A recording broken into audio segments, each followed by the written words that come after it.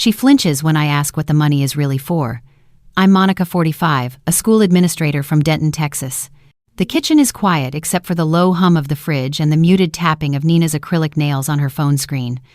Morning light filters through the blinds, warm and golden, but it doesn't touch her face. She's angled away, standing near the counter, like she's just visiting, not like someone who used to live here. My coffee mug is half full. The envelope I left on the table is still sealed like a dare. She's here for breakfast, her idea. She texted last night, said she was free for eggs. No context, no warm emojis like she used to send. Just that cold phrase. I told her fine. I told her I'd make her favorites. But I didn't tell her what I found. Not yet. Now I stir the eggs with the kind of precision I reserve for handling school budgets. Calm, measured, exact. I keep my voice soft when I say I noticed something odd in the transfers this month.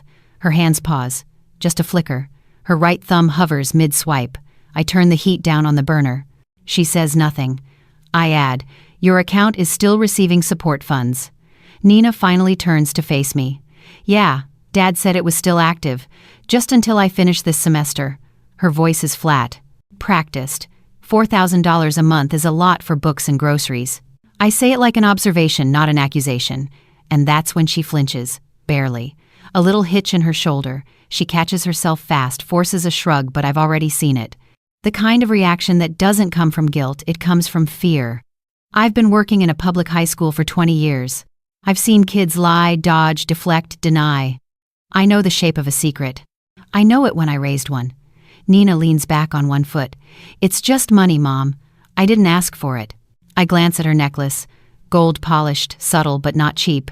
It catches the light. That new, I ask. She touches it absently. Yeah, a gift. From Dad. She pauses. He wanted to say congrats on my internship. She doesn't have an internship.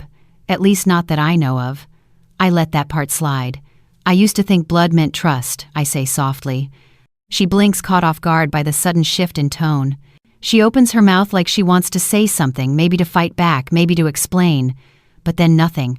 She closes her lips, slides her phone into her back pocket. Thanks for breakfast, she says, too fast. Then she turns and walks out of the kitchen. She doesn't say goodbye. I don't follow her. Instead, I walk to the table and pick up the envelope I didn't open earlier. It's from the school's HR department. Addressed directly to me, not through inter-office delivery mailed to my home. That's not normal. The flap tears easily. Inside a one-page notice about a flagged account connected to my employee ID. I read it once. Then again. $2,000 a month to an external dependent, logged under my payroll division. A second signature on the approval line, Michael Ellis. My husband. I fold the paper neatly, set it beside my coffee mug, and stare out the window. The backyard is still overgrown at the edges. My neighbor's dog barks once, then stops. I don't feel anything. Not yet. This isn't rage. Not sadness either. This is the cold click of a file drawer sliding open in my mind. The part of me that logs and tracks, that bookmarks, dates, and documents. The part of me that never forgets what page a lie starts on. The eggs on the stove start to brown. I turn off the heat. This morning was supposed to be breakfast with my daughter. It was something else entirely. I know the shape of a secret. I know it when I raised one. The envelope wasn't the beginning, it was confirmation. Something was already broken, and now I knew where to look.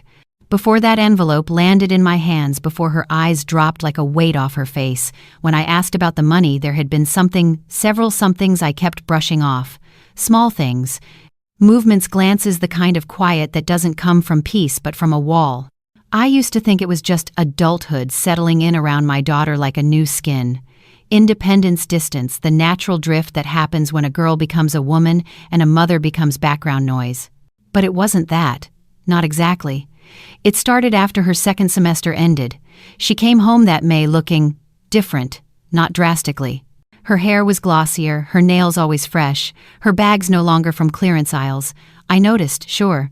But I told myself maybe she got a better part-time job or maybe her father was helping out a little more. He had said once in passing I gave her some cash for books. It didn't strike me as odd at the time. Fathers do that. And Michael had always been more of a hands-off type, but not cruel, just detached. But something in Nina's posture had changed. She didn't lean in when she hugged me anymore. Her shoulders stayed stiff. Her phone never left her palm. She never let it sit on the table, not even upside down. And she never once mentioned needing help. No more. Can you send me 50 for groceries? Or, my card got declined at the bookstore. She'd stopped needing me. That's what stung first. Not the lie, not even the money. It was the quiet disappearance of dependence, the erosion of trust without any argument, any visible tear. Like someone leaving a party early without saying goodbye. One afternoon in early June, I found a grocery receipt tucked between couch cushions while cleaning. It had her name on it, card ending in 1129, dated 2 days prior. Items were nothing alarming: spinach, sparkling water, facial serum, but the total was over $200. I didn't recognize the card number, not one of mine. I asked her casually about it while folding laundry. She said, "Oh, I have a credit card now." Dad co-signed. Then she changed the subject to a Netflix show neither of us had seen. Michael didn't mention it. When I brought it up days later, he nodded absently and said, "She needed to build credit." He said it like a man repeating something he half remembered reading online. No details. No dates. No warning. A week later, I noticed she'd stopped asking about our annual mother-daughter trip. We'd done it every year since she was 11, nothing fancy, just a weekend in Galveston or Austin. This year, nothing, I hinted once. She said, might be busy with internship stuff. Again with the internship. Again, nothing specific. I looked it up online. Her university didn't list her as enrolled in any sponsored programs. Still, I said nothing. I didn't want to be the nagging mom, the suspicious wife, the paranoid woman peeking through curtains and questioning kindness. So I waited. Michael, for his part, was as normal as ever. Too normal. Always predictable. He still took out the trash every Thursday night. Still played poker with coworkers every second Saturday. Still patted my shoulder when he passed behind me in the hallway. But there was a slight delay in his reactions when I spoke. A flicker of distraction. His hugs felt staged, like something he remembered to do, not something he wanted to do. One night I watched him type a password into his laptop. His fingers hovered too long over the keys. He double-checked the screen before turning it my way. A reflex. A man guarding something. I didn't ask about that either. Instead, I started logging things. Dates. Statements. Who said what and when. It's something I'd always been good at: making systems, keeping records. It's part of my job, but it's also how I survive emotion. Nina came home less and less. Her texts became single-word replies. Okay, fine, busy. And Michael, he noticed, sure. But he never suggested we check in. Never said, I'll talk to her. He just shrugged and said, she's 22. She's grown. But you don't pay a grown woman $4,000 a month for being grown. Not unless there's something to hide. One Sunday morning while doing the laundry, I opened the dryer and found one of Nina's hoodies mixed in with my clothes. It smelled like her expensive perfume. There was something stiff in the front pocket. A folded card. On the front, a gold emblem for a spa I didn't recognize. Inside, to my favorite girl, for everything you keep safe. Dad. Everything you keep safe. I sat on the laundry room floor for a long time. My heart wasn't racing. My hands weren't shaking. It was something else. A kind of cold certainty. A growing understanding that whatever they were keeping from me wasn't accidental. It wasn't a misunderstanding. It was a transaction. That was the day I began checking our bank statements more carefully. Not just mine, but the joint ones. Michael had a supplemental savings account I never touched. It was supposed to be for emergencies. I saw withdrawals marked as auto transfer, beginning a year prior. $2,000, then $2,500, then $4,000, all monthly, all regular. I didn't say a word. Instead, I changed the passwords on my own accounts. I printed every line item I didn't recognize. I bought a secure USB drive and started backing up records. The house felt quieter after that. Not in volume, but in trust. The silence between us wasn't restful, it was weaponized. We were 3 people living among each other's footsteps, pretending nothing had changed. But it had. It had changed the moment he started paying our daughter in secrets. The silence between us wasn't restful, it was weaponized. By the time I opened that envelope, I already had the timeline mapped. I just needed proof. Before the envelope, before the numbers, before the flinch, there were signs. Small, quiet signs that came dressed as normal life. It's funny how the body can feel betrayal before the mind catches up. My instinct noticed before I did. I remember the first time Nina came home that spring after her finals. She stepped through the door with a suitcase that looked brand new rolling behind her like she'd just come back from a business trip. Her nails were done in that expensive, glossy white she used to save for special occasions. and her phone glued to her hand like a lifeline. She kissed me on the cheek without really looking at me, said she couldn't stay long. Something about a dinner with friends. I told myself she was growing up, that this was what independence looked like. I made excuses for her because that's what mothers do. We forgive the distance, we rationalize the tone. But over the next few weeks, the space between us wasn't just physical, it turned brittle. Conversations became summaries, emotions turned shallow. She'd visit for lunch and leave before dessert. She stopped asking for advice, stopped talking about her classes, and Michael he didn't seem bothered. If anything, he encouraged the silence. Said things like, "She's just figuring herself out," or "Give her room." I gave her room. What I didn't give her, couldn't have imagined giving her, was permission to cut me out entirely. I first noticed the financial trail on a rainy Tuesday. It wasn't dramatic. I was balancing our checking account, preparing the quarterly spreadsheet I send to the accountant. A charge caught my eye, $4,000 withdrawn from Michael's supplemental account, labeled auto transfer.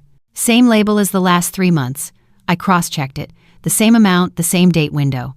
I didn't remember us agreeing on that kind of transfer. I asked Michael that night over dinner. He said it was a loan. To a friend. I asked which friend. He changed the subject. I didn't press. But I wrote it down. A week later, Nina texted to cancel brunch. No reason, just said can't, busy. I sent back a thumbs up. That night I couldn't sleep. I got out of bed around 2 in the morning and went downstairs, poured a glass of water, stared at the ceiling. Her absence was louder than her presence had ever been. I picked up my laptop and opened our shared mobile account dashboard. Michael had added her as an authorized line last year. That had been my suggestion, so she could stay in touch during college. On the usage report, I saw a familiar number, one I didn't recognize by name but by pattern. It showed up again and again, each time after midnight. Each call lasted under 2 minutes. A few were from Michael's phone, the others Nina's. Same number, same window, same silence. I started a spreadsheet that night. I began writing down timestamps. Amounts. Anything I could find. It wasn't rage. It wasn't even suspicion. It was logistics. Information. That's how I survive. I don't cry first. I catalog. 2 weeks later, Nina dropped by unexpectedly. Said she needed to grab some old books. She looked thinner. Tired. Wore a hoodie too big for her. She didn't hug me. Barely smiled. I offered tea. She declined. I asked if she was okay. She said, "Just stressed. Finals." But finals had ended last month. I said nothing. When she went upstairs, I sat on the couch and tried to remember the last time she'd laughed in front of me. When she came back down, she was holding a small stack of folders. Something fell from between them, a receipt. I picked it up. It was for a spa in Plano. $380. Her name printed clearly. I looked at her. She snatched it from my hand before I could ask. Said it was a gift. Dad said I needed to relax. I asked, "What for?" She said, "Nothing. Just being me." She left within 5 minutes. Didn't finish the tea she hadn't asked for. That night I waited until Michael was asleep and checked his email on our shared tablet. He never logged out. I searched for her name. It didn't come up. But a message titled Transfer Confirmation did. Opened it. Read the amount. Read the note. Recurring. Untraceable. No category assigned. I printed it. Put it in a file marked Household.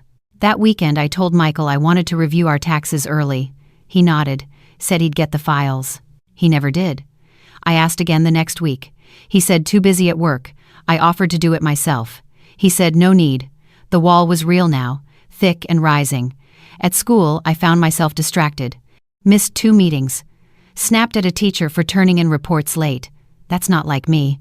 I'm known for calm, for being unshakable. But my core was beginning to split. It all came to a head when I ran into Mr. Dean Harper in the faculty lounge. He's head of HR, kind man, methodical. He mentioned something about a payroll check being flagged. Said it was probably nothing, just a technical error, but he wanted to keep me in the loop. When I asked which account, he hesitated. Said it might be sensitive. I told him to send it to my home address. I didn't want anything showing up on my work email. He agreed. That was 5 days before the envelope arrived. The day before it came, I saw Nina post a photo online. She was holding a champagne flute, wearing a silk dress. Caption, "When silence is golden, life gets loud." I stared at it for a long time, tried to figure out if it was a joke, tried to decide if she meant me. That night, Michael didn't come home until after midnight. Said he had drinks with Todd from compliance. I didn't ask questions, just smiled. Went back to reading. But I wasn't reading. I was reviewing every line of the bank statements. I had 3 folders open, color-coded: green for verified, red for questionable, yellow for incomplete. The red folder was growing. I couldn't prove what I was feeling. Not yet. But I could sense it forming in the gaps between Michael's half-truths and Nina's withdrawal. It was like listening to a song you used to love and suddenly realizing the lyrics meant something different all along. And I was done singing along. It wasn't rage. I don't cry first. I catalog. I didn't know what the envelope would say, but I already knew who paid for the silence. Nina used to call me every Thursday night. It started when she first moved into the dorms, her way of staying tethered to home to me. We'd talk about everything from roommate drama to the weird things professors said in lectures.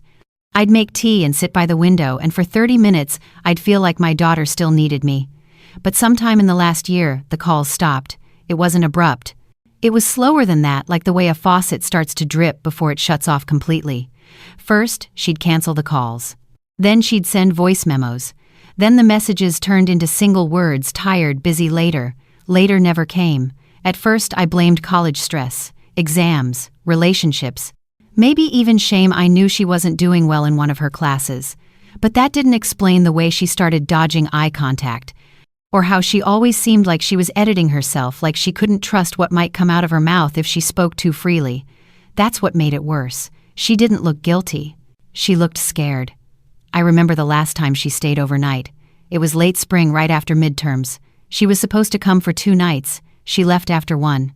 Said she got a call from a friend who needed help. Didn't give a name. Didn't pack all her things. Just threw her makeup bag into her purse and walked out the door like she was late for a flight. I watched her through the blinds as she pulled out of the driveway. She didn't look back. Michael said I was imagining it. That I was too sensitive. That I always expected her to be the same girl who used to bring me hand-drawn cards. I wanted to believe him. I really did. But my instincts were louder than his excuses. One Saturday, I saw a charge on our joint account for a clothing store in Dallas, $682. Nina's favorite boutique. I didn't mention it. I started checking the account every 3 days.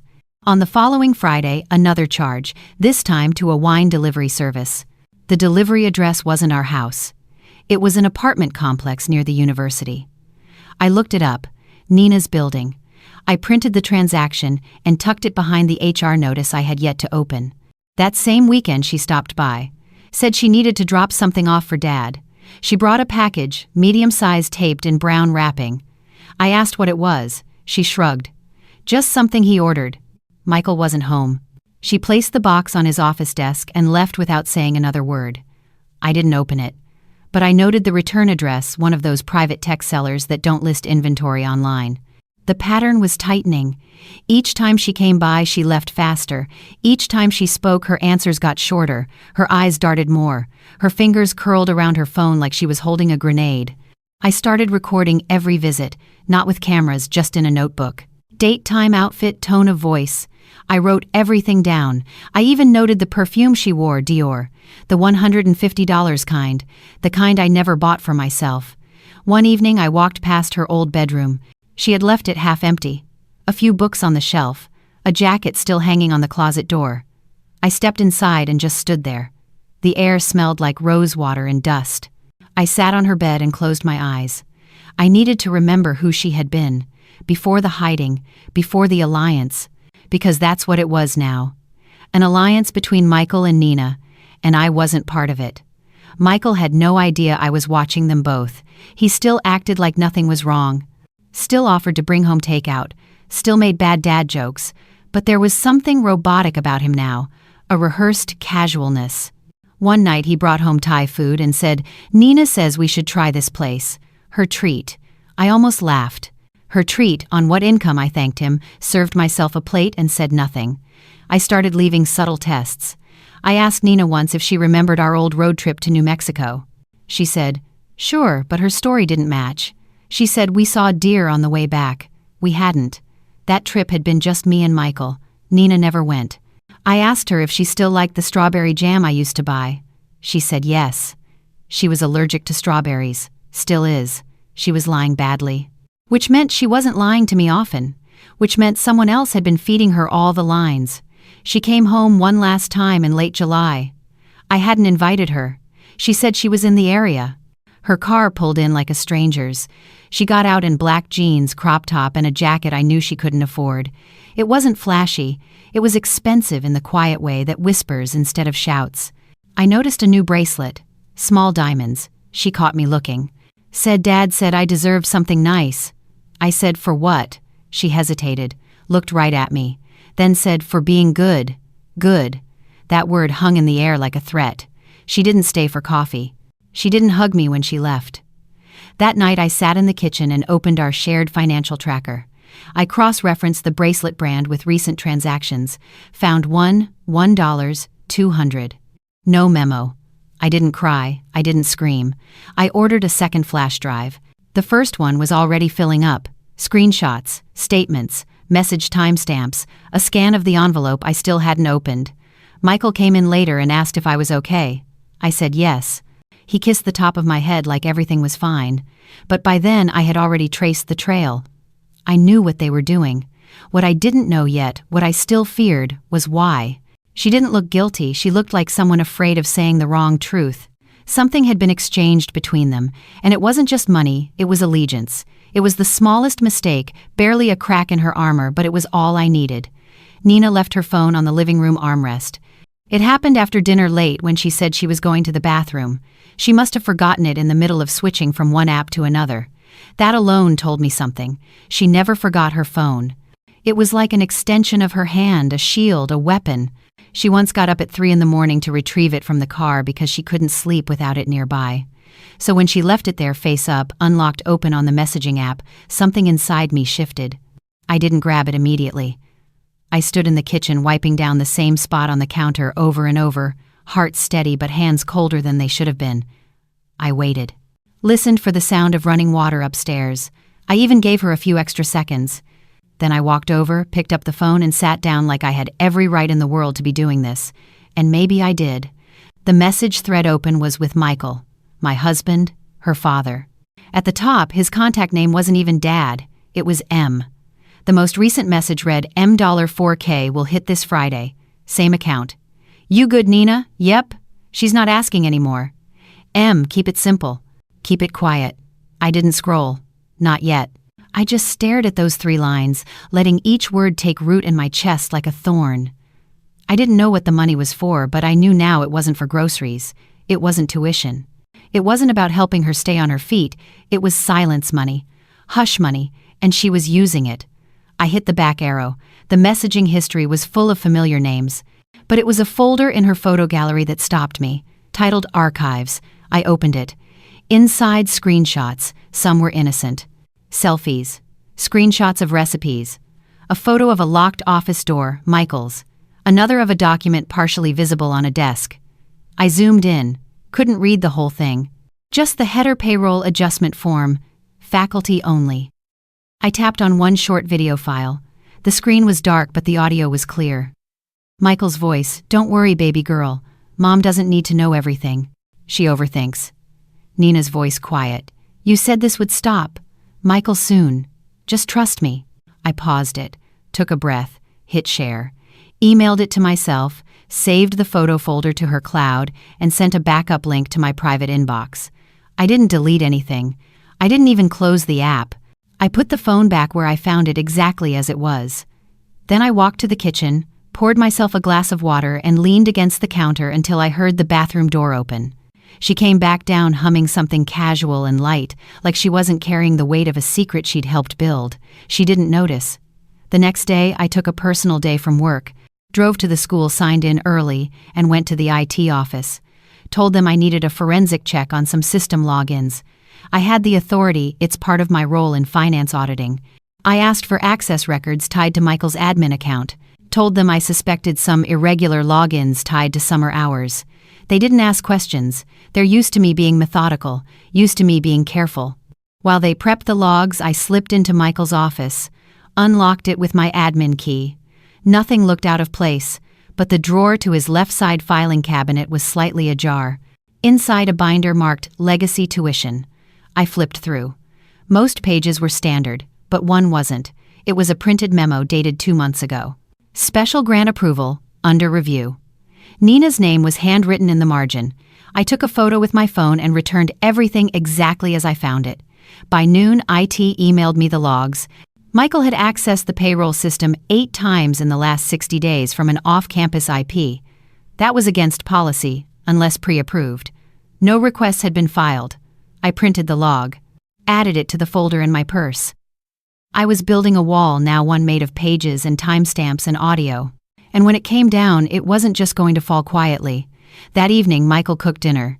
He made pasta, his specialty, acted like everything was fine, asked how work was, said Nina looked happy lately. I nodded. Asked him about a vendor charge on his card. He lied. I knew he lied. I didn't react, just logged it mentally. After dinner, I went into our bedroom and locked the door. Pretended I was doing emails. Instead, I wrote down everything I had. $4,000, month transfers. Payroll access from offsite IP. Screenshots from Nina's phone. Audio clip of Michael's voice. Memo with Nina's name handwritten. I knew this wasn't just a feel. Case of secret generosity. This was a system, a scheme, and I didn't know if it was illegal yet, but it was immoral, and it was personal. The next morning, I requested an off-site meeting with Dean Harper. Said it was urgent but delicate. He agreed. Chose a neutral location, the school parking lot near the visitor wing. Said we'd meet Friday morning. That gave me 2 days. 2 days to decide how deep I wanted to go. 2 days to figure out whether I still wanted answers or just retribution. She didn't just forget her phone, she forgot her cover. The lie wasn't just theirs anymore, it was documented, backed up and ready to burn. The parking lot behind the school doesn't have cameras on the far end. That's why I picked it. Dean Harper didn't question the location. When I arrived, he was already standing beside his navy blue SUV, a folder tucked under his arm, his tie slightly loosened. He always looked like someone half an hour away from quitting, but he had the kind of memory that kept HR departments from lawsuits. I parked 2 spaces away. Didn't bring my purse, only the brown folder labeled District Oversight. Inside was everything I needed if he lied to me. But I didn't think he would. Dean wasn't the kind of man who broke rules. He was the kind of man who followed them to the letter even when they cut you open. He gave me a polite nod. Monica. I returned it. Thanks for doing this. He looked around. The lot was mostly empty. Far off, I could see a groundskeeper by the east gate trimming hedges. A few cars lined the back row faculty who liked early starts. Dean stepped around his car and opened the passenger door, letting the folder rest on the seat for a moment. Want to go over it here? He asked. Yes, this won't take long. He pulled the folder back out, flipped it open, and handed me a single page. It was a printed email from the payroll office dated 4 days ago. Subject flag transfer. Unapproved line item. I scanned it quickly. The transfer was for $2,000, monthly. Categorized under supplemental dependent assistance. Recipient Nina Ellis. The approval code traced back to Michael's employee ID.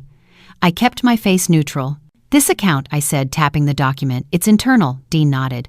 It's part of a discretionary fund, only used in rare cases, grants, emergency relief, but it's always reviewed. And this one wasn't. That's what triggered the flag. It was pushed through during a system maintenance window. No dual sign-off. Just Michael's ID. I nodded once. Has he done this before? Dean hesitated. There's a log of 4 previous entries. They were smaller. Didn't raise alarms. I took the page, folded it slowly. Why send it to me? Because I know you, he said simply. And because if someone's using our systems to cover personal transfers, it's a liability. Behind us, the sound of boots on gravel approached. I turned. Deputy Latham from school security, tall, late 30s, buzz-cut, steady gait. He wasn't just school security. He used to be county patrol before transferring to district enforcement. Body cam, always on. His uniform was clean, but his belt gear was always fully loaded. Radio cuffs, pepper spray, everything except a firearm. Morning, he said casually. Deputy Dean replied. I offered a polite smile. Just going over some internal documents. He nodded. All good. Just making rounds. I noticed his body cam light was on. Recording. The timestamp glowed faintly red. He paused beside the car, eyes flicking to the document in my hand. He didn't ask. Just said, "If anything needs formal filing, you know where to find me." "We're fine," I said. He nodded again and walked off. But I knew what that was. That was a witness. Whether he knew it or not, he'd just verified a window, a time, a location, me holding a document that tied Michael to a transfer standing in front of a senior HR official. I turned back to Dean. "Does anyone else know?" "No." I kept it quiet. "Keep doing that," I said. "At least for now." He looked at me. "What are you planning?" I didn't answer. "Just close the folder. I'll handle it." He didn't push. Just said, "Let me know if legal needs a backup copy." I nodded, shook his hand, and walked back to my car. My fingers tightened on the steering wheel before I even turned the ignition. Inside my chest, something hardened, a decision I hadn't fully made until now. This wasn't just dishonesty. This was misuse of school systems. If the district found out, Michael could lose his job. If Nina knew about it and from the messages she did, that made her complicit. But none of this had been done to help her. It was done to silence her. And silence only means one thing when it's paid for. I drove straight to my lawyer's office. Her name's Gloria Chan. Efficient, ruthless when needed. She'd handled a property dispute for me years ago and had sent me a holiday card every December since. I hadn't called her in over a year, but she answered on the second ring. "Monica," she said, "what can I do for you?" "I need to start a file," I said, "and I need it quiet."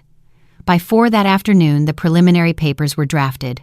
I gave her digital copies of everything: messages, photos, emails, audio. I didn't tell her the full story. Not yet. But I gave her the shape of it. Enough for her to understand that I wasn't looking for confrontation. I was looking for control. That night, I sat across from Michael at dinner.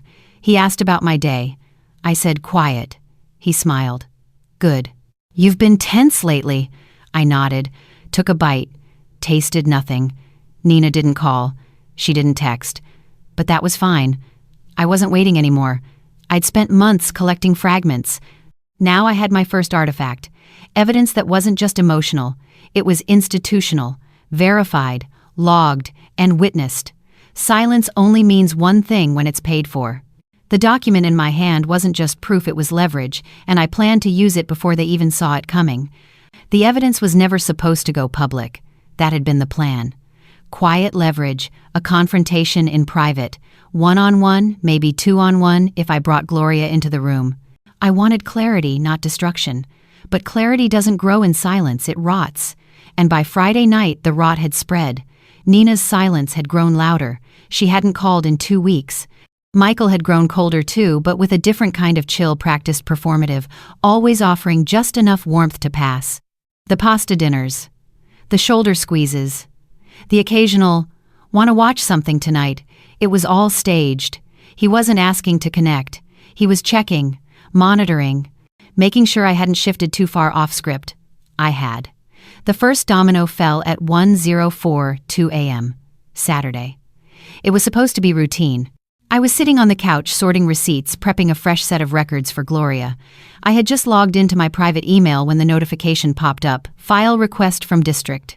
finance.cointrol@trustboard.org. Not an official district address, a third-party auditing platform. I'd used that platform before during an internal ethics training strictly for reporting policy breaches. Anonymous tips. It wasn't supposed to be active this semester. There was no message, no explanation, just a request for files. Attached was a digital signature. Internal tag Latham J. The deputy. He'd seen enough in the parking lot, and he'd followed through. I sat frozen for a moment. Then I opened a new folder, labeled it Package 1, and uploaded everything. Screenshots of the $4K monthly transfers, payroll timestamps, the handwritten memo from Michael's office, the off-site IP log from IT, and one audio clip, just one, the smallest one. Michael saying, "Keep it simple, keep it quiet." I didn't send the full phone thread, not yet. I had to see what the system would do with just a sliver. By Monday morning, the audit had been escalated, quietly. No headlines, no memos. But I could feel it in the air at work. The district office buzzed differently. There were whispers in the hallway. The principal's secretary kept glancing at her phone. 2 faculty members from payroll were called into a private meeting at 9:00 a.m. sharp. By noon, Michael was pulled from his classroom. He didn't return that day. I wasn't there to see it. I'd taken the day off again. But I heard, word gets around fast when it's about someone who's always been untouchable. at 4:37 p.m. Nina called me. She didn't start with hello, just breathed heavily and said, "What did you do?" My voice stayed flat. "Tell me what it was for. You sent it to them. Tell me what it was for, Nina." She went quiet. I could hear her trying to control her breath. She wasn't crying. "Not yet," she said. "He said you'd never find out." "I always find out," I said. "Mom, you don't understand. Try me. I didn't ask for the money. I didn't want it. He offered it. He told me you were struggling, that he didn't want to stress you out, that if I needed anything extra, I should go through him." "Is that all it was?" I asked. Another silence. "He said you wouldn't believe me, that you'd think I betrayed you. You did." Then she started crying. Finally, a real break, not performative, not strategic. Something inside her gave out. I didn't know what to do. "I thought if I told you you'd hate him. I thought if I stayed quiet it would go away." "It never goes away, Nina. Secrets don't rot in the dark. They multiply." She cried harder. Then she said something that knocked the wind out of me. "He made me sign something." My blood went cold. "What kind of something?" "An NDA. It was short. He said it was just to make the transfers legal, that the school needed it. I didn't read it. I just signed a non-disclosure agreement between a father and a daughter, labeled as a finance form, filed through a school account. It wasn't just immoral, it was fraudulent. "How long has this been going on?" I asked. "Since last fall." "That meant nearly a year. 12 transfers, close to $50,000, she sobbed. "I didn't want this. I was scared to lose both of you." I didn't yell. I didn't even raise my voice. I just asked, "Do you still have a copy?" She said, "I think so. Send it." 10 minutes later, a PDF hit my inbox. It was a standard NDA template repurposed with minor edits. But the signature line didn't lie. Her name, his name, a date, an internal district tag in the upper corner. Michael had weaponized the system, used school infrastructure to bind our daughter to secrecy. I sent the document to Gloria. She replied within the hour. "Subject confirmed. This is actionable. Criminal and civil. Body. Do you want to proceed to full escalation?" I didn't reply. Not yet. I needed one more piece, one more thread to pull. That night I opened the full message archive from Nina's phone, the one I'd backed up. I skimmed months of exchanges. Most were vague, transactional, but one stood out. It was from 2 months ago. "M, don't bring it up to her. She doesn't need the details. If she asks, say it's school-related. Nina, she's not stupid. This is getting harder. M, you want to keep the money or not, Nina? I didn't ask for it." "M, you accepted it. That's the same thing." I read the thread 3 times. Took a screenshot. Saved it to package 2. I looked over at my wedding photo on the shelf. Dust gathered in the corners of the frame. The smile on Michael's face looked so genuine once. The way he held Nina's hand, her little 6-year-old fingers wrapped around his pinky.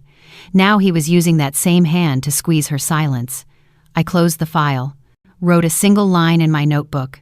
When the money stopped being support and became control, it stopped being love. And that was when I knew. This wasn't about money. This was about power. And Michael was going to learn what it felt like to lose it. He didn't just buy her silence, he made her sign for it.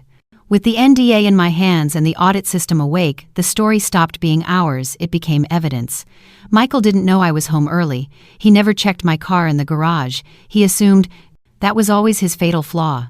He thought silence meant agreement, that my calmness was acceptance. But I had stopped accepting things a long time ago. I parked down the street and walked the last block, quiet shoes, no purse, only the flash drive in my jacket pocket. Inside that drive was everything. Payroll logs, message threads, audio, the NDA, 2 curated versions of the file, one labeled legal review, the other board inquiry, redacted slightly differently depending on the audience. I knew which one I would use. He was in the kitchen, back turned on his phone. I heard him say, "It'll pass. Just play it down. No paper trail." His tone wasn't tense. He still thought he was in control. I stepped into the doorway and let the bag of keys drop onto the wood floor. The sound made him jump. He turned, phone slipping to the counter like a child caught with a match. "You're home early," he said, tone shifting too fast. "I spoke to Nina," I said. His face didn't move, but his hands did. Slight twitch right side. He blinked slowly. "She's scared," I continued. "And you put that in writing." Monica, I took the flash drive from my pocket and placed it on the table. Everything's on here. Your off-site logins, the messages, the memo with her name, and the NDA, the one you told her was for school. He reached for it. I put my hand over it first. You don't get to touch anything right now, I said. I was trying to help her, he replied. You don't know how she was last fall. She was drowning. I didn't want to burden you. You were already under pressure with the district audit. You thought you'd buy her silence, I snapped. You turned our daughter into a co-conspirator. She's an adult, he said. She made her choice. You made it for her. With money. With documents she didn't understand. And you dragged school resources into it. He stepped back. You don't understand what was happening. You weren't there. She came to me. She asked me. No, I said. You volunteered. And then you made her believe she couldn't tell me the truth. You made her afraid of me. You turned my silence into a tool and then punished her with it. He stared at the floor. It wasn't meant to go this far. That line belongs in a courtroom, I said. Not here. He laughed bitter. You're really going to destroy everything over what a couple of transfers, some paperwork? No, I said. I'm going to destroy everything because you lied. To her, to me. And you used the one place I trusted you most, our school, our daughter. You violated both. He looked up. You're bluffing. I didn't blink. The district already has the first packet. He froze. They escalated it on Monday, I said. They haven't called you in yet because they're building a timeline. I've seen the pattern. It's the same one I used to dismantle a tenure fraud case last year. You'll be next. You want to ruin me, I don't have to. You did that already. I'm just choosing to stop protecting it. He took a step forward, then paused. What if we fix this quietly? I'll pull the funds. I'll submit a confession. I'll say it was mishandled. Too late, I said. There's a body cam timestamp. Dean Harper. A folder exchange. There's a digital trail so wide no one can spin it. Michael slumped against the wall, breathing shallow. You never wanted to understand. I understood too well, I said. That's the problem. He didn't speak after that. Just nodded once and walked past me into the hallway. I heard the office door close behind him. I stood there in the kitchen. For a long time, I thought I'd feel something: satisfaction, anger, even grief. But what I felt was relief. Not because it was over, but because for the first time in months, I had chosen something clean. Not silence, not appeasement. Truth. Nina came home the next day. She didn't text first, just showed up. Her face looked thinner, her hair tied back in a rushed knot. No makeup, no performance, just her. We sat on the couch. She stared at her hands. I watched the clock tick in the corner. I'm sorry, she said. I know, I replied. I was scared if I told you you'd hate me. I never hated you, I said, but I hated how you looked at me, like I was someone you had to hide from. She nodded. He made it sound easy. Said he'd protect me. From failure. She looked at me. But that money came with something else. It made me feel like I owed him. Every time I spent it, I felt smaller. That's what control feels like, I said. It's not always loud. Sometimes it comes dressed as help. She started crying again, quieter this time. I don't want any of it. You don't have to take it again, I said. What happens now? I'm divorcing him, I said. And the school will handle the rest. You'll be named in the report, but not as a target, as a protected party. I already made sure. She reached over and held my hand. I hadn't felt her hand in months. We sat there, mother and daughter, holding the shape of what had almost broken us. I'm not here to ruin him. I'm just choosing to stop protecting the lie. The house wasn't quiet anymore, but for once the noise felt honest. The divorce papers sat on the dining table for 2 days before Michael touched them. I left them there without comment, no post-it note, no dramatic confrontation. Just the manila envelope signed and sealed with Gloria's firm, printed in bold along the top. It wasn't a threat, it was documentation. And in our house, documentation had always meant the end of argument. He didn't say a word when he saw them, just looked at me then at the envelope and walked out the front door. He didn't take the envelope. He didn't take a suitcase. He just left. That was 5 days ago. He hasn't come back since. The house feels lighter now, but not empty. Just quieter in the right places, like a pressure valve finally released. Nina has been staying in her old room. She offered to get a hotel at first, said she didn't want to make things weird. I told her this was still her home. She cried when I said that, cried like the kind of crying that doesn't come from sadness but from relief. The first 2 nights she barely came out. Stayed in her room with the door cracked, only emerging to leave her mug in the sink. I didn't push her. I let the silence be a space instead of a punishment. On the 3rd morning she sat at the kitchen table while I made coffee, said nothing at first. Then in a small voice asked, "Did he ever do this before?" To anyone else I knew what she meant. I answered carefully, "I don't know, but if he did, it won't stay hidden for long. Not anymore." She nodded. Her fingers tapped a slow rhythm against her mug. "You're going to be okay, right?" she asked. I looked at her. Really looked. She wasn't asking about the legal process or the house or the job. She was asking about me, the person, her mother. I think I said slowly, "I already am." On Wednesday, the school board issued a private statement. Internal only. It confirmed that Michael was under formal review for financial misconduct. The phrase was clinical sanitized, but it carried weight. He had been placed on administrative leave. An investigation was underway. The district thanked an unnamed staff member for bringing the issue forward. That was all. No headlines, no public firestorm. Just the beginning of accountability. Gloria called me that afternoon. Said the investigator wanted to meet. Privately. Off the record. Not with lawyers. Not yet. I agreed. We met in a neutral office downtown. He was quiet, mid-40s, analytical eyes, the kind of man who speaks like he's already thinking 3 steps ahead. He asked for clarification on a few digital artifacts. I confirmed the timestamps, the chain of custody. He asked if I wanted to stay involved in the investigation. I said yes. He nodded. Then he said, "There's one more thing. You need to know we found a second account." My heart slowed. Another recipient. "No," he said. "A secondary deposit route. The payments were being split. Half to Nina's account, half to a business transfer fund under the name L&T Learning Consultancy." I frowned. "That's not a school vendor." "No," he said. "It's private, registered in state. Shell setup. Opened 10 months ago. Guess whose name is on the board?" I didn't answer. I didn't have to. He continued, "Michael and an associate, a woman named Lisa Tran." I knew the name. She'd worked with Michael on a curriculum committee last year. HR consultant. Temporary. She left 3 months ago. Quietly. The investigator leaned back. "We're still uncovering the purpose of the fund, but the structure implies they were diverting school resources. The transfer requests were masked under the dependent aid tag, but it wasn't all going to Nina." I felt my throat tighten. "So she was being used." He nodded. "Yes. And your discovery of the NDA gave us legal grounds to investigate her portion as coercive. It protects her now." I exhaled. "She doesn't know that part yet. You should tell her," he said. "She needs to understand she wasn't just part of the cover-up. She was the camouflage." That night I sat across from Nina on the porch swing. The autumn wind had returned. It smelled like rain and dry leaves. She held a blanket around her shoulders. I told her everything. About the second account. About Lisa. About how the money was never really about support.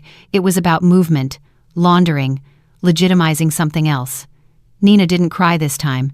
She just looked hollow. "He used me," she said. "Not just to lie to you, but to hide a crime." "Yes," I said gently. "I signed an NDA for a criminal fund, and you were misled. That matters." She stared at her hands. "I can't go back to school next week. I can't walk into that building like none of this happened." "You don't have to," I said. "Take time. Transfer if you need to. Nobody gets to tell you how to heal." She nodded. Then after a long pause she said, "Do you still trust me?" I answered without hesitation. "I never stopped. I just waited for you to remember who you are." She leaned her head against my shoulder. The porch creaked. Somewhere in the distance a dog barked once, then stopped. We stayed like that until the wind turned colder. Inside the house was clean. Still, nothing new on the table. No more envelopes, no more secrets. Just 2 women rebuilding from the inside out. She wasn't the accomplice, she was the camouflage. The money was never just hush money, it was the smoke around something darker, and now we were watching it clear. Michael requested a meeting. Through Gloria, not through me. She forwarded the email without comment. The subject line read, "Voluntary Statement Opportunity." He wanted to talk under supervision with a mediator present. Not at the house, not at his temporary residence, but at Gloria's downtown office, neutral territory. I said yes. Not because I wanted to hear more of his excuses, but because I needed him to hear mine. There would be no performance left, no room for manipulation, just facts, faces, and the space where a marriage once stood. When I arrived, he was already seated. His hair was slightly grayer, though I knew it had only been a week since I'd last seen him. Stress has a way of aging men faster when their control slips. He looked up, and for a brief moment I saw something that almost resembled regret. But I wasn't here for recognition. Gloria sat beside me, calm and unreadable. A legal mediator from the district sat in the corner, tapping on her tablet. "I appreciate you coming," Michael began. I didn't respond. I opened the folder in front of me and slid out the most recent statement, Nina's revised testimony, notarized, describing the coercion around the NDA. Michael looked at it but didn't touch it. "She doesn't hate you," I said. "That's the part you don't understand. She still wants to understand why you did it." "I was trying to help her," he said again. "That hasn't changed." "No," I said. "You were trying to keep her quiet. Help would have meant telling me, letting us face it together. Instead, you created a second reality and moved the money through it." He didn't deny it. He didn't even flinch. "The shell company," I continued, L&T Learning. "Lisa Tran. You filed it 2 months after Nina's academic warning. You used her weakness as camouflage for your own side fund." He finally spoke with clarity. "It wasn't for me." "Then who?" He didn't answer.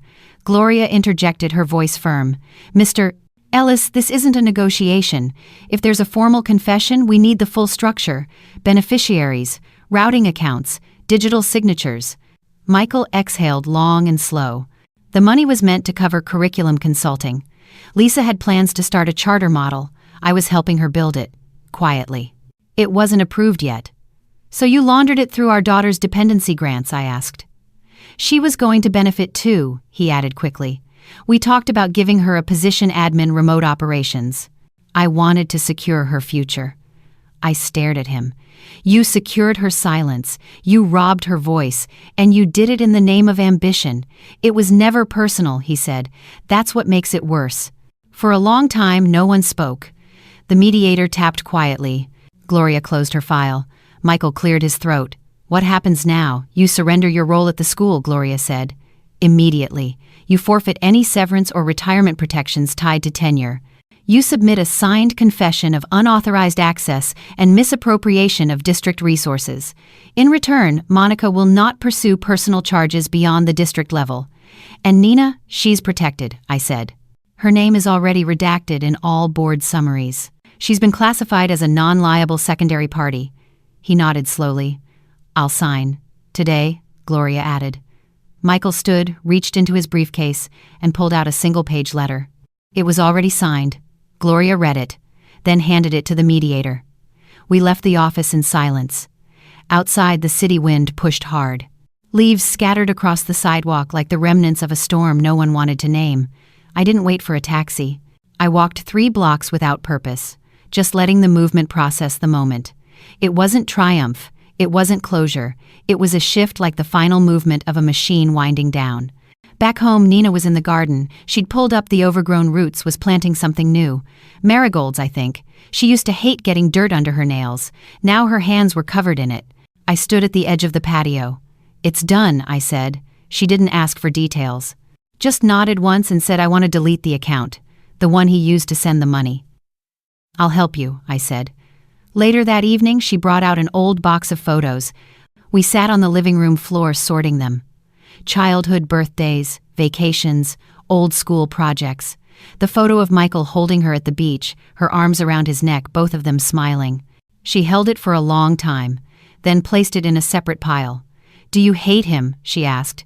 "No," I said. "But I don't believe in him anymore," she nodded.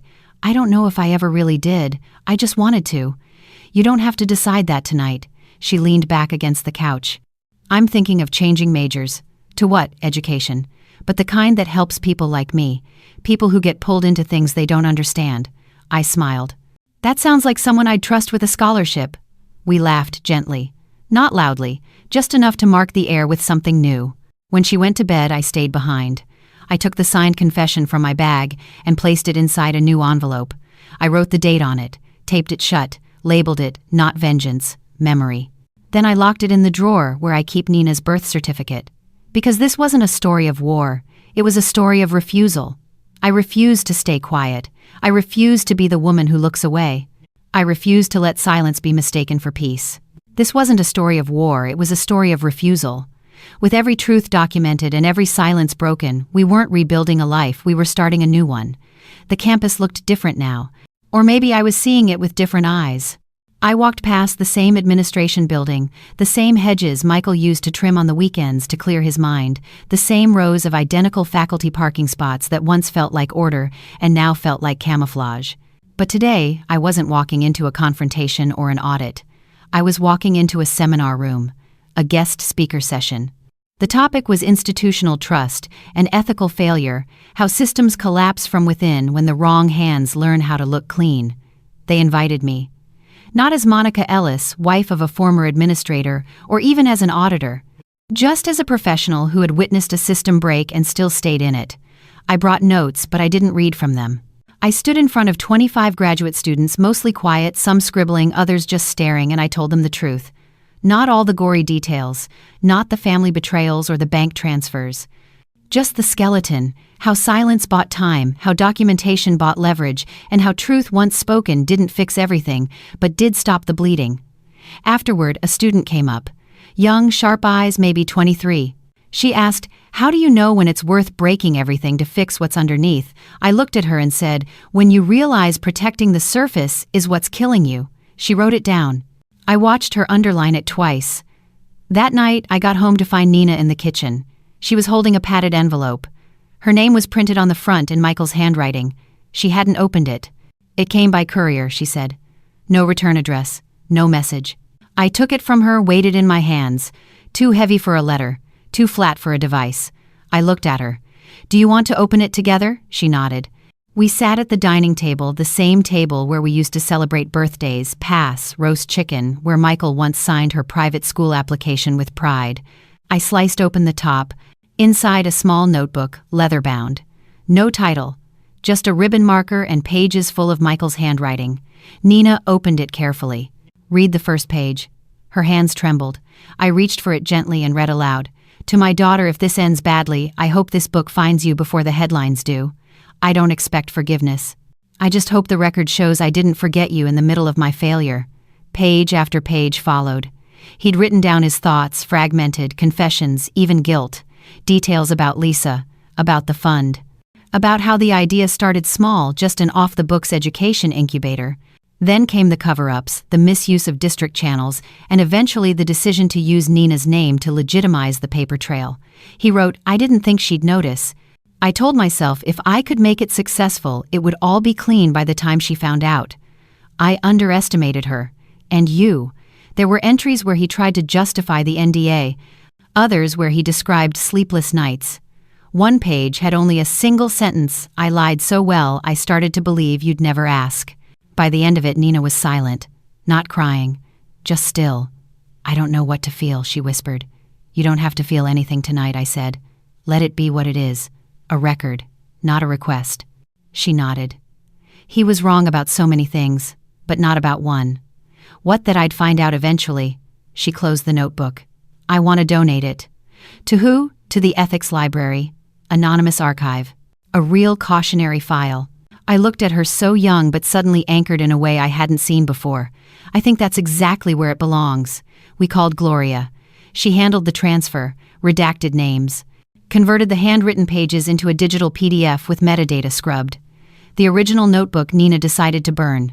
We did it together, in the fireplace, one page at a time. It wasn't rage. It wasn't revenge. It was ritual. A way to mark the end of a narrative we never asked to live through. A week later, the district published their final summary. Michael's resignation was accepted. Lisa Tran was issued a formal ban from public school contracting. Nina was cleared. I wasn't named. But the summary included this sentence: "The incident underscores the importance of internal reporting systems and the courage of those who engage them." Courage. I wasn't sure that's what it had been. But it was better than the alternative. Nina started her internship with the Center for Educational Equity 2 weeks later. She sent me a photo on her first day, her ID badge clipped to a lanyard standing next to a whiteboard that read, "Systems don't protect themselves." I framed it. It sits in my office now, next to a new folder. The label reads, "Protective Failures, Closed Cases." It's not just about Michael. It's a place I file anything that once made me question my voice. It reminds me what I've already survived.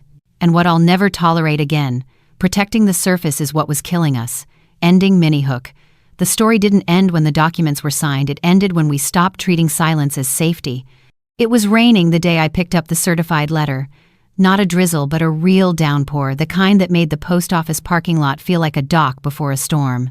The envelope was stiff, government issued with the state seal on the upper corner, and a barcode tracking number. I signed for it without asking questions. I already knew what it was. I sat in the car and opened it right there in the front seat, windshield wipers thudding, a rhythm that felt too calm for what I was about to read. The letter was from the Office of Professional Conduct and Compliance. Subject: Final Report on Administrative Misconduct. Michael Ellis. I read it slowly. Not out of fear, but because I wanted to absorb each sentence like a chapter closing. The findings were clear. Unauthorized financial transactions confirmed. Use of a minor family member's identity for financial routing confirmed. Secondary laundering structure via unapproved education consultancy confirmed. Secondary party Lisa Tran barred from future public sector contracts. Subject: Ellis voluntarily resigned before formal hearing waiving severance. Additional notes: no further charges recommended due to voluntary compliance, full cooperation, post-disclosure, and absence of continued violations. That was it. No apology, no dramatic language. Just a clean summary of what had once almost wrecked 3 lives. But the final paragraph was unexpected. The department extends acknowledgement to the internal party whose documentation provided the foundation for this investigation. The example set serves as a model for ethical vigilance and responsible reporting. A commendation will be issued separately. I sat there, the paper in my hand, stunned by how strange it felt to be thanked for surviving. When I got home, Nina was curled up on the couch with a book. She looked up, saw the envelope, and didn't ask, just said, "It's done." I nodded, handed her the letter. She read it silently, top to bottom, mouth tightening when she reached her name. She lingered on the line about her identity being used. She said, "Do you think he knows what he really did?" I think I replied, "He knows what he lost."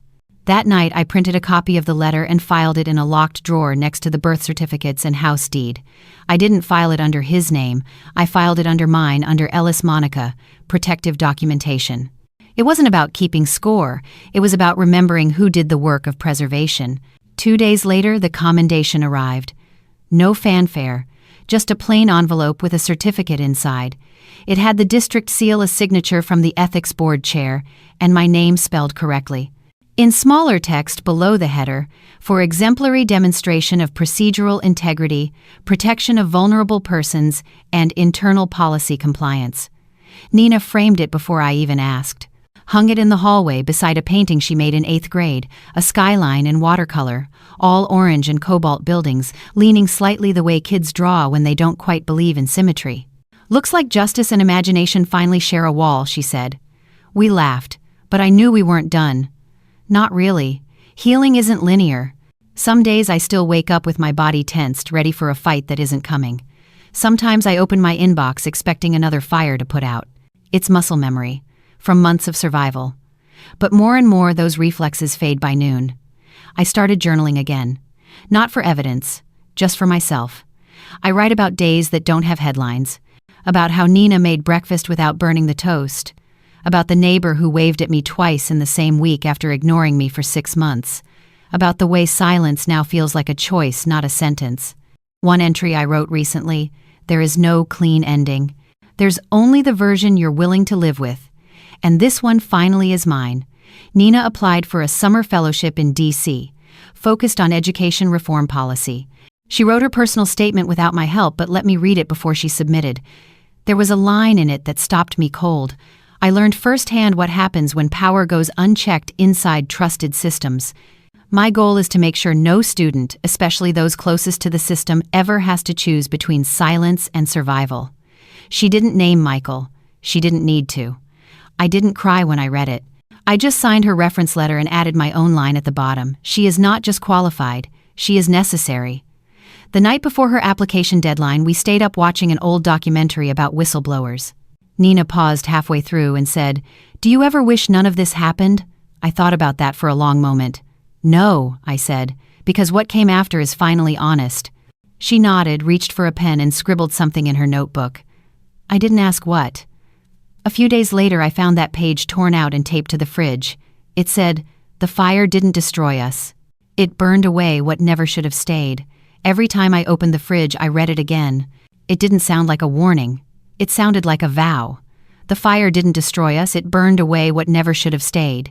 The final letter didn't end the story. It just proved that truth once documented becomes legacy.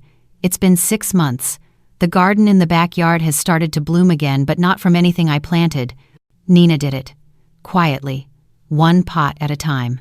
First came the violets, then lavender, and recently a row of snapdragons, she said, reminded her of recovery, tough stems, delicate faces. Some mornings I find her out there with her sleeves rolled up, sunlight in her hair, hands in the soil like it's scripture. There was a time I feared the silence between us would never lift. But now it greets us like an old friend who finally learned how to keep company without crowding the room. She talks more, smiles without filtering first, and plays old piano pieces, even when she thinks I'm not listening. One evening she handed me a sealed envelope. My name was written in blue ink, neat, purposeful. "Don't open it now," she said. "Read it when I'm gone." "Gone?" I asked, my heart skipping. "Just for the fellowship," she smiled. 3 months in D.C. Remember, I leave in the morning. The next day after she boarded her flight, I sat by the window, sunlight stretching across the floor, and opened the letter. "Mom, I didn't know what strength looked like until I saw you stand in front of a system and say, 'No more.' I didn't know what healing looked like until I watched you forgive yourself before you tried to forgive anyone else. I didn't know who I was until I realized I didn't have to be someone else's daughter to be enough. Thank you for saving both of us. And thank you for letting me stay while I found the pieces I needed. I love you." Nina, I read it twice, then a third time. Folded it carefully and placed it in the same drawer as the district letter, the commendation, and the notebook label we kept from the fire. I wasn't archiving pain anymore. I was preserving proof that we survived it. That night I walked into her room, empty except for a few plants and her favorite old lamp. I didn't touch anything. Just stood there and let the quiet settle. I wasn't crying. I wasn't even sad. What I felt was something new, an ache that didn't hurt, a reminder that she had left not to run but to grow. The next morning I walked down to the garden. I brought a small wooden sign and stuck it in the soil next to the snapdragons. It read, "Planted with truth, grown with refusal." I didn't need to look over my shoulder. No one was watching, and still it felt like someone saw it. Weeks passed. I adjusted to the empty room, the single coffee mug, the longer days without updates from Nina. She called, often sent photos from her shared apartment in D.C. Snapshots from lectures, links to articles she found infuriating in a good way. One afternoon, a package arrived. No sender name, just an unfamiliar P.O. box. Inside was a book, a textbook. Inside the front cover, highlighted in yellow, Case Study 12, Institutional Oversight and Civilian Intervention. Below the title, Names Withheld for Legal Privacy, but the actions remain public. The chapter wasn't about us by name, but I knew it. I recognized the structure, the evidence progression, the anonymous district-level documentation. I recognized the voice. They'd turned it into curriculum. I smiled slowly. Not because I needed the recognition, but because the truth had finally grown roots. That night I wrote in my journal, "The story never belonged to the one who caused the harm. It belongs to the ones who named it, survived it, and used it to plant something better." And that was the final shift. Not just closure, ownership. Weeks later, I stood in the auditorium at a small regional conference. I'd been invited to speak on transparency in institutional ecosystems. Not flashy, not viral, but real. After my talk, a woman approached me. Late 40s, unsure voice. She waited until the crowd cleared, then said, "I think my district's covering something up. I don't have proof yet. Just a feeling. But I didn't know people like you existed, people who don't let it go." I didn't give her false hope. I gave her a checklist, and a card, and the truth. Document everything I told her. Not for them. For you. Because someday you'll need the record to prove to yourself that you weren't crazy for asking questions. She nodded, holding back tears. "Thank you, for not disappearing." "I almost did," I said. But then I remembered who was watching. That night Nina called. We talked for an hour. She told me about a professor who asked the class if policy change could begin with personal stories. She'd raised her hand. I said yes, she told me, because I watched it happen in my house. I didn't reply right away. just closed my eyes and let her words settle. After we hung up, I opened the drawer again, took out her letter, reread the last line. Thank you for saving both of us. I thought about all the times I'd second-guessed myself. All the nights I had wondered if the cost of exposure was too high, if survival was worth the silence. It was. Because we didn't just survive.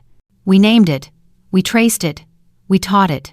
And now it's out there moving quietly through policy papers and whispered conversations and maybe one day into legislation. And when that day comes, even if no one remembers our names, I'll know. Because a garden grows even when no one watches it bloom. The story never belonged to the one who caused the harm, it belongs to the ones who named it and planted something better. Even if no one remembers our names, the truth still grows, rooted, resilient, and finally ours.